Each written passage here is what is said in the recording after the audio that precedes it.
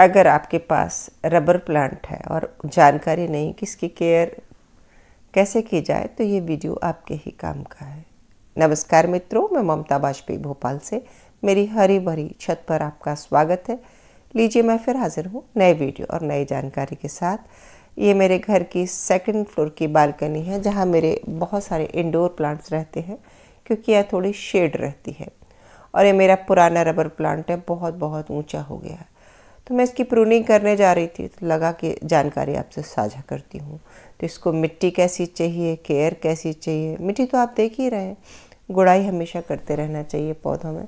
और इंडोर पौधे अक्सर जो मरते हैं उसमें एक बड़ा कारण होता है मोर वाटरिंग, क्योंकि वो शेड में रहते हैं और हम बिना देखे कई बार बस नियम से सब पौधों में पानी डालते हैं तो इनमें भी पानी डाल देते हैं। ये देखिए, रखने की जगह बता रही हूँ। विंडो से छन के जहाँ धूप आ रही हो, या बालकनी हो जहाँ थोड़ा शेड लगा रहा हो, मॉर्निंग की कुछ थोड़ी धूप आती हो, या आपके गार्डन में कोई बड़ा पेड़ हो उसके नीचे, मतलब सेमी शेडेड प्लांट है। कोई भी प्लांट फुल इंडोर नहीं होता, मतलब पूरी तरह अंदर नहीं रहता, उसको हल्की सी लाइट चाहिए होती है। अगर इसको गर्मियों की मई जून की धूप में रख दिया जाए तो इसकी पत्तियां पूरी तरह बर्न हो जाती हैं और बेरौनक हो जाता है। सर्दियों में थोड़ी सी धूप ये झेल जाता है। हरे रंग की चमकीली गद्देदार पत्तियां होती हैं। इसमें कई वैरायटी आती है, वेरीगेटेड भी आता है कलर का, जिसमें स्ट्रोक्स होते हैं। मेरे पास वो नहीं है, मेरे पास केवल एक यही है। अगर बहुत ऊंचा हो जाए तो क्या करें? अगर आपको लंबा पसंद है तो रख सकते हैं, लेकिन बुशी बनाने के लिए हमें इसकी समय समय पर कटिंग करना चाहिए। और मेरे इस प्लांट में अपने आप अंकुरण हो रहा है। ये जब अंकुरण हो तो समझिए कटिंग का मौसम है। फरवरी चल रहा है ये, और फरवरी का तीसरा सप्ताह है। तो ये फरवरी और मार्च 2 महीने ऐसे हैं जब मौसम बहुत ज़्यादा गर्म भी नहीं है, बहुत ठंडा भी नहीं है। तब हमें कटिंग कर देना चाहिए। कटिंग से पहले पानी रोक देना चाहिए। मैंने इस पौधे में 2 दिन से पानी नहीं दिया है, तो मिट्टी एकदम ड्राई है। और ड्राई मिट्टी इसलिए करना है कि ताकि इसके कटिंग के बाद हम खाद और पानी डालेंगे तो वो मिट्टी में पूरा पहुँचे। तो मैं ये 2-3 नोट्स अंकुर जो निकल रहे हैं ये रख लेती हूँ और फिर कटिंग कर लूँगी। आप लंबाई अपने हिसाब से जैसी मन पसंद हो। बहुत ऊंचा नहीं रखना, बहुत ऊंचा रखेंगे तो नई ब्रांचेज ऊंचे से आएंगी और पौधा फिर ऊंचा हो जाएगा। तो बस ये देखिए, मैंने 3 नोट्स रख लिए हैं क्योंकि अच्छा अंकुरण हो रहा है। भविष्य में ये तीनों नोट्स में से निकलेंगे, नई नई टहनियाँ निकलेंगी। जहाँ तक इसके मिट्टी की क्वालिटी की बात है तो इसको वेल ड्रेन मिट्टी चाहिए, पानी नहीं रुकना चाहिए। और अब इसकी क्या केयर? हमने पहले पानी रोक दिया तो पौधा थोड़ा सा स्ट्रेस में है। अंकुरण नेचुरली हो रहा था, मनपसंद लंबाई रख के काट दिया। अब बनाते हैं मिट्टी। इसमें तुरंत ही अभी मिट्टी देना है। और ये है गार्डन की सॉइल, और उतनी ही लगभग आधी आधी ये है वर्मी कंपोस्ट। आपके पास जो भी हो, गोबर की खाद हो, किचन कंपोस्ट हो, पत्तियों की खाद हो, वो आप मिला के दे दें। और अगर तीनों हैं तो तीनों मिला के दे दें।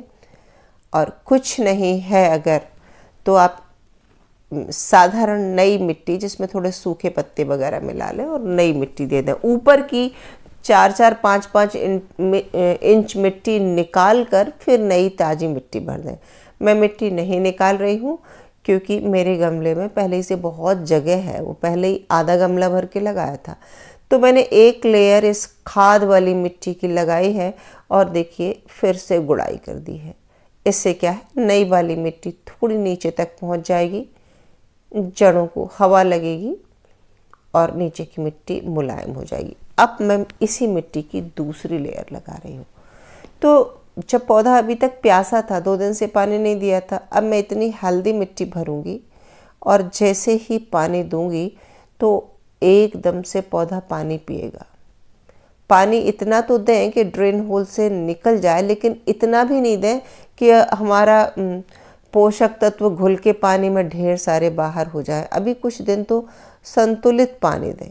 और हाँ, इसकी जो बची हुई ये टहनी है, इसका अभी कटिंग लगाने का भी सीजन है। मैं जो जो काम करती हूँ वो आपसे शेयर करती जाती हूँ।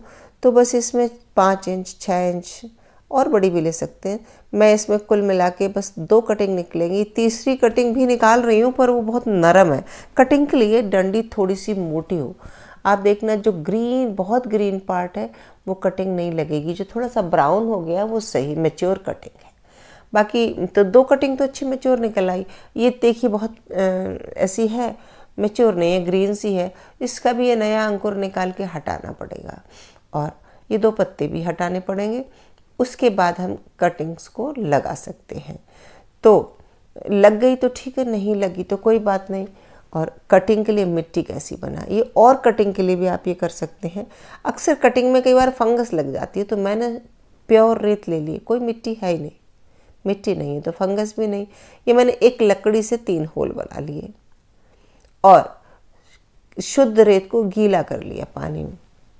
मेरे पास रूटिंग हार्मोन है तो मैं इसमें रूटिंग हार्मोन लगाऊंगी। आपके पास अगर नहीं हो, एलोवेरा जेल हो तो वो लगा देना, और कुछ भी नहीं हो तो फिर आप खाली कटिंग ऐसे ही लगा देना।